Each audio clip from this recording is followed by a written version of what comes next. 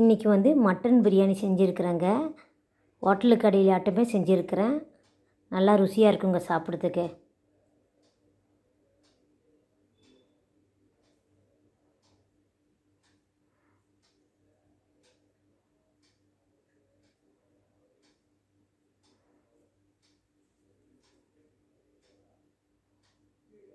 Oil வந்து ஒரு 100 ml ஊற்றிக்கலாங்க.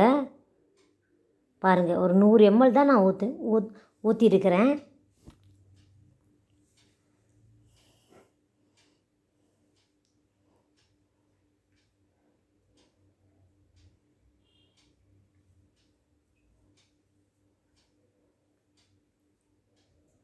கொஞ்சம் நெய் கூட சேர்த்துக்கலாங்க. நான் நெய் சேர்க்கலை, நான் ஆயில் மட்டும் தான் சேர்த்துக்கிறேன். நீங்கள் கொஞ்சம் நெய் கூட சேர்த்துக்கோங்க, பிரியாணிக்கு நல்லாயிருக்கும். மட்டன் பிரியாணிக்கு கடுகு உளுத்தம் பருப்பு கொஞ்சம் சேர்த்துருக்குறேங்க. நல்லா கடுகு வந்து நல்லா வெடிக்கணும்.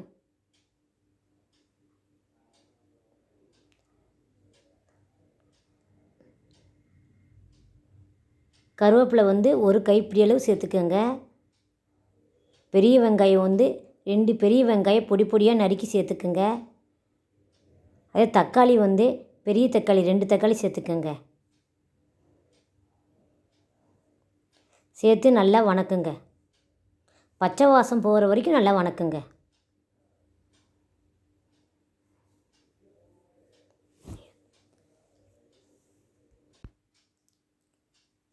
நல்லா வணக்குங்க. ஒரு 5 நிமிஷம் வணக்கினா போதும், ரொம்ப நேரம் வணக்க தேவையில்லை.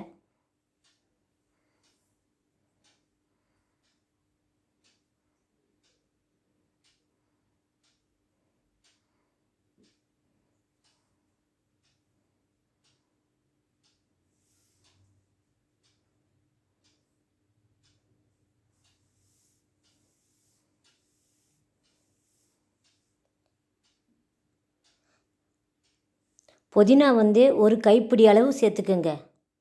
பாருங்கள், சேர்த்து நல்லா வணக்குங்க.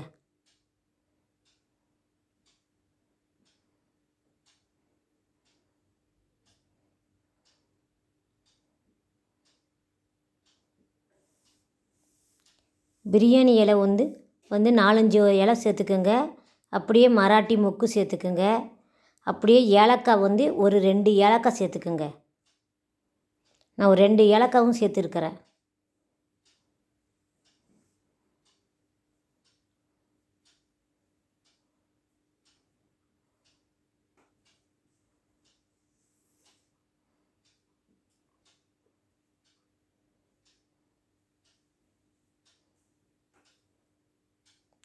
தேவையான அளவு மிளகாத்தூள் சேர்த்துக்குங்க.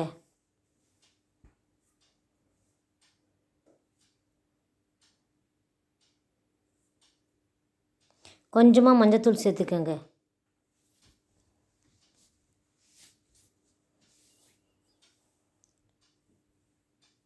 சேர்த்து நல்லா வணக்குங்க.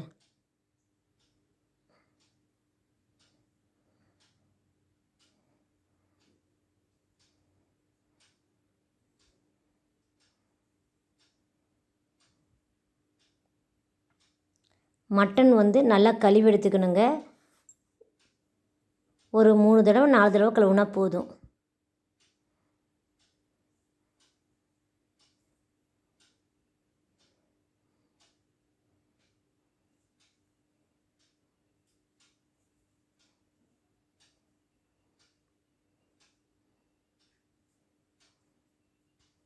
மட்டன் சேர்த்து நல்லா வணக்கணும்.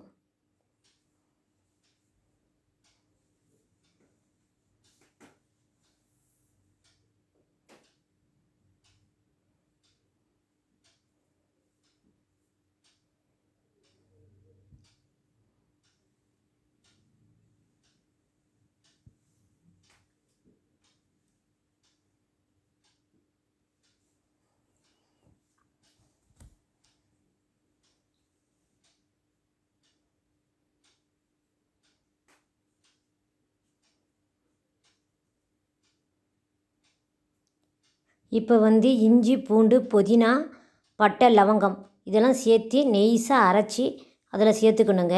இஞ்சியும் பூண்டும் 50 கிராம் சேர்த்துருக்கிறேன். புதினா வந்து ஒரு கைப்பிடி அளவு, 2 லவங்கம், கொஞ்சமாக பட்டை. இது சேர்த்து மிக்சியில் வந்து நெய்ஸாக அரைச்சி அதில் சேர்த்துக்கிட்டா நல்லா சாப்பாடு வந்து நல்லா ருசியாக இருக்கும். ஹோட்டல் கடை பிரியாணி ஆட்டமே இருக்கும்.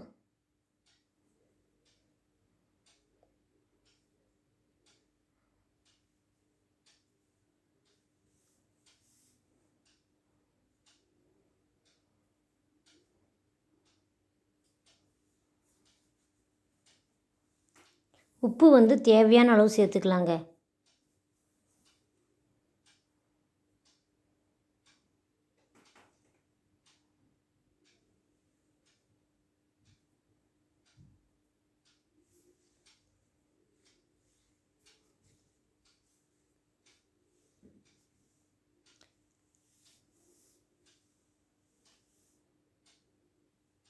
சேர்த்து நல்லா வணக்கணுங்க.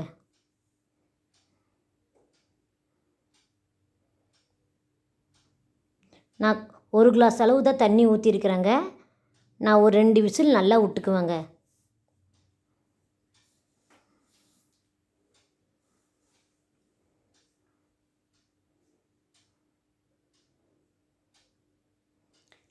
நல்லா மட்டன் வந்து வெந்த பிறகு தான் அரிசி சேர்க்கணும். 2 விசில் விட்ட பிறகு ரொம்ப சூடாக இருக்கும். மொள்ள தான் எடுக்கணும் வெயிட்டை.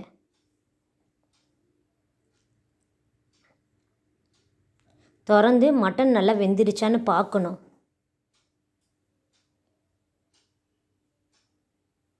மட்டன் வெந்த பிறகு தான் அரிசி சேர்க்கணும். பாருங்கள், மட்டன் நல்லா வெந்துடுச்சு. மட்டனுக்கு வந்து நான் ஊற்றின 1 கிளாஸு, அதனால் அந்த மட்டனில் வந்து தண்ணியாட்ட வரும் மட்டனு. அதனால் மட்டனுக்கு இருக்கிற தண்ணியே போதுங்க.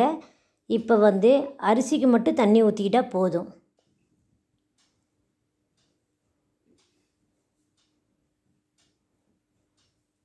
இப்போ வந்து அரிசியை வந்து நல்லா கழுவி தான் சேர்த்துக்கணும். ஒரு 4 தடவை 5 தடவை நல்லா கழுவிக்கணும், அரிசி வெள்ளையாக வர வரைக்கும்.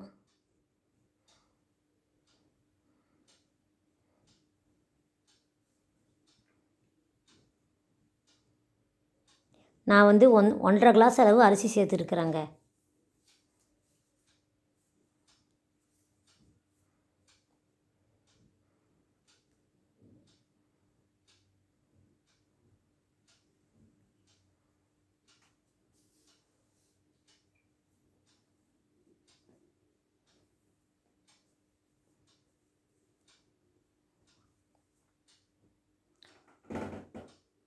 சேர்த்து நல்லா கலரிக்கணும்.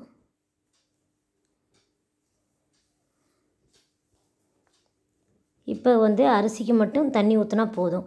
இப்போ 1.5 கிளாஸ் அரிசியாக 3 கிளாஸ் தண்ணி ஊற்றினா போதும்.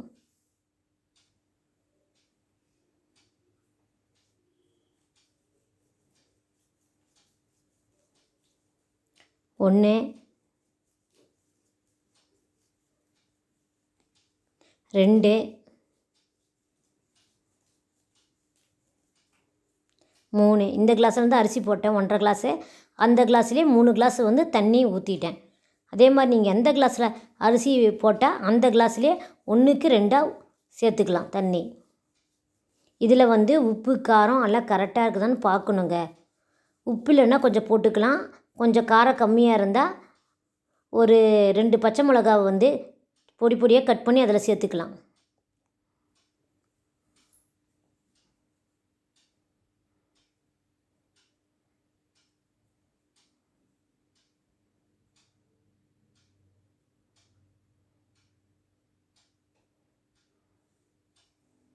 நல்லா வெயிட் போட்டு 2 விசில் விட்டு வந்துருச்சுங்க. வந்த பிறகு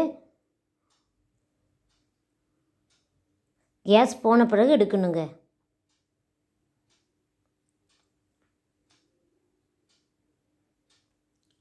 நான் சாப்பாட்டுக்கு வந்து ஒரு 3 விசில் விட்டேங்க. சாப்பாடு நல்லா குழையாமல் நல்லா இருக்குதுங்க.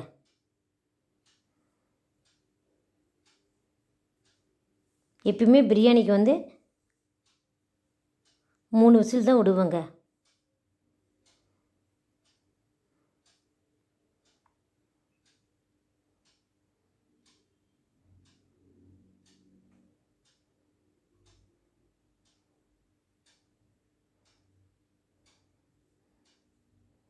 கேஸ் போன பிறகு தான் அப்படியே எடுக்கணுங்க. அது ரொம்ப சூடாக இருக்குது பாருங்கள்.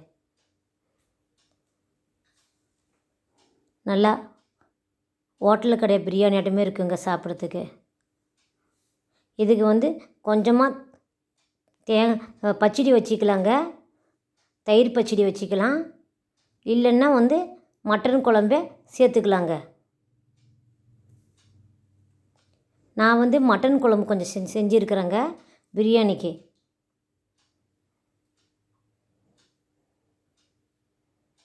நீங்களும் வீட்டில் செய்யுங்க. சின்ன பிள்ளைங்க பெரியவங்க எல்லாருமே சாப்பிட்லாம். ரொம்ப நல்லாயிருக்கும்.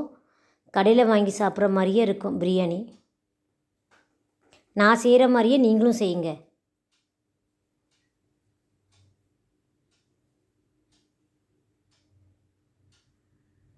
நல்லா மட்டன் நல்லா வெந்திருக்குதுங்க.